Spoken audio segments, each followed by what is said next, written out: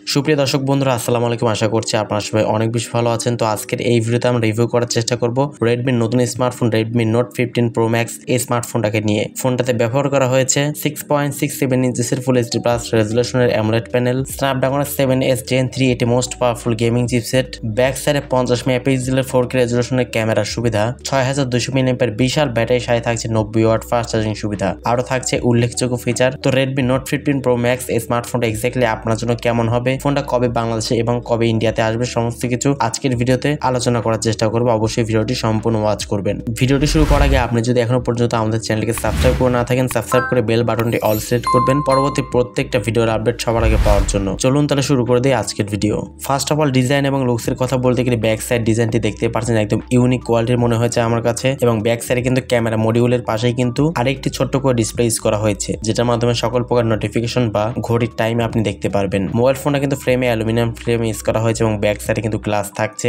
এবং ফ্রন্টে কিন্তু মিডল পাঞ্চল যুক্ত ক্যামেরা ইউজ করা হয়েছে। তো ওভার ফোনের ডিজাইনটি কিন্তু একদমই প্রিমিয়াম মনে হয়েছে আমার কাছে। ডিসপ্লে সেকশনে বলতে গেলে ফোনটা ডিসপ্লেতে আপনারা পেয়ে যাচ্ছেন 6.67 ইঞ্চিসের একটি ফুল এইচডি প্লাস রেজুলেশনের একটি অ্যামোলেড ডিসপ্লে ইউজ করা হয়েছে। ডিসপ্লেতে পেয়ে যাচ্ছেন 120 হার্জ এটি রিফ্রেশ রেট সুবিধা, 3000 নেট স্পিড ব্রাইটনেস সুবিধা পাচ্ছেন। স্মার্টফোনটাতে কোর্নিং গোরিলা গ্লাসের ভিকটাস 2 কিন্তু প্রোটেকশন করবে এই মোবাইল ফোনটাতে। তো যেহেতু এখানে ফুল এইচডি প্লাস থাকছে এবং অ্যামোলেড থাকছে, তো সেক্ষেত্রে অবশ্যই আউটডোরে ডিরেক্ট সানলাইটে ফোনটাকে ইউজ করার সময় কোনো প্রকার শার্পনেস বা ব্রাইটনেস জনিত কোনো সমস্যা আপনি ফেস করবেন না।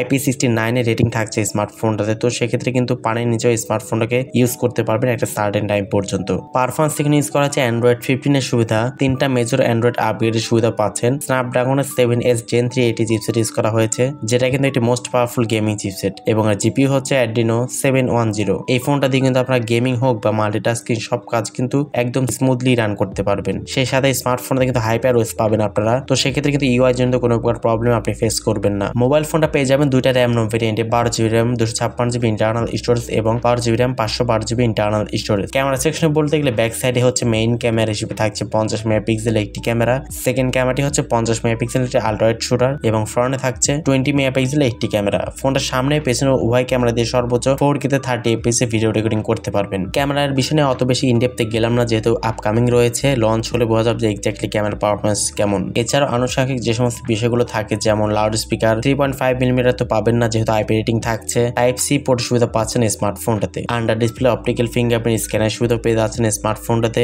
তো এট লাস্ট ফোনটা ব্যাটারি নিয়ে বলতে গেলে ফোনটাতে পেয়ে যাচ্ছেন 6200 মিলিঅ্যাম্পিয়ার একটি ম্যাসিভ ব্যাটারি সেটআপ এবং বক্সের সঙ্গে পেয়ে যাচ্ছেন 90 ওয়াট একটি ফাস্ট চার্জিং সুবিধা। 6200 মিলিঅ্যাম্পিয়ার দেওয়াতে অবশ্যই ভালো পরিমাণে একটি চার্জ ব্যাকআপ এখান থেকে অনায়াসে পেয়ে যাবেন। 90 ওয়াট চার্জার দিয়ে অবশ্যই দ্রুত সময়ের মধ্যে ফোনটিকে রিচার্জ করতে পারবেন। দর্শক বন্ধুরা, এবারে কথা বলা যাক স্মার্টফোনের দামের বিষয়টি নিয়ে। স্মার্টফোনের প্রাইসটা হতে পারে সম্ভবত 30 থেকে 35,000 টাকা রেঞ্জের আশেপাশে হতে পারে, এমনটা এক্সপেক্ট করা যাচ্ছে আনঅফিসিয়ালি। এবং স্মার্টফোন যেহেতু আপকামিং রয়েছে, ফোনটা লঞ্চ করে বোঝা যাবে এক্স্যাক্টলি কত প্রাইস সেগমেন্টে ফোনটা লঞ্চ করা হয়, এবং অফিসিয়ালি কোনো প্রকার তথ্য পাওয়া যায়নি স্মার্টফোনটি এক্স্যাক্টলি কবে আসলে বাংলাদেশে এবং ইন্ডিয়াতে লঞ্চ করা হবে। পাওয়া গেলে অবশ্যই আপনাদের মাঝে ভিডিও আকারে শেয়ার করার চেষ্টা করব। আজকের মতো এই পর্যন্ত। আল্লাহ হাফেজ, আসসালামু আলাইকুম ওয়া রাহমাতুল্লাহ।